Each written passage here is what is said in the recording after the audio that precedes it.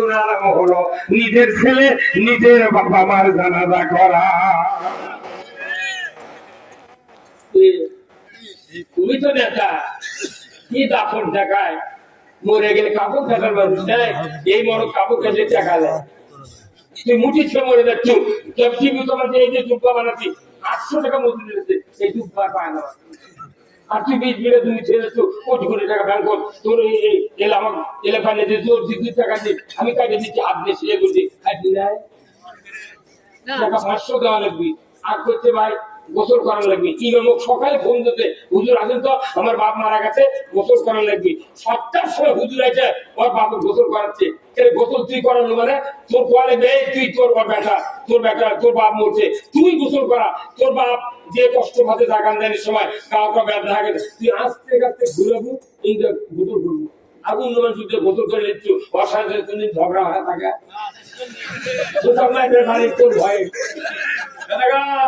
তুই তো একবার ইনকা করবি, আবার ইনকা করবি, ওই তো শুধু কার ওটি খাওয়াচ্ছে।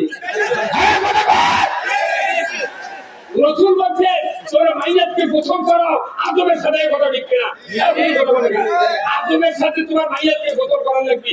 আমি রাগ করে ওই যে একবার ঝগড়া করে তোর মনে আছে, ওকে ইনকা করেছি আবার ইনকা করেছি। আর গোসল করানোর মোস্তা বলো এই কাদাখান দেবের সাথে পায়খানা বার হয়ে যায়।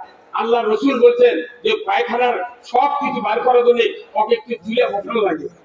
তাহলে আমি কোন কাজে টাকা করছি যে তোর বাবার পায়খানা লাগবে? এক ঢাল দেবো 500, 3 ঢাল দেবো 3000, 1,500 কাপড় কাটা কথা না। তখন করছে হুজুর, তাহলে আমাকে ধোয়া করতে আমার ভয় করছে হুজুর, যেটি মানুষ গোসল করায় উনি তো 40 দিন কাটা গোল দিয়ে খায়, ওদের রুগু আসে বলে। এবার কত বুদ্ধি দিচ্ছে যে ওটি কাঁচা গোল দিয়ে তুমি রুগু আসে প্রতিদিন 40 দিন একটু এই কথা দেখতে কি হচ্ছে, ওদের রু আছে হুজুর আমাকে ভয় দেখায়। তাহলে তোর এক বাপের ধোয়াতে তোর যদি ভয় হয় এত, এই মসজিদের ইমাম 5 জন ধোয়াচ্ছে, 5 জন ভালো 22টা রু আর প্রতিদিন বাংলাদেশে করছে তোর ক্ষমতার ভোগ ক্ষমতার গরু ক্ষমতা। তাহলে এই রুগুলো কি দিয়ে খাবো তোমার? এগুলো কি টাকাতে মোরমের বই নিয়ে খাবো?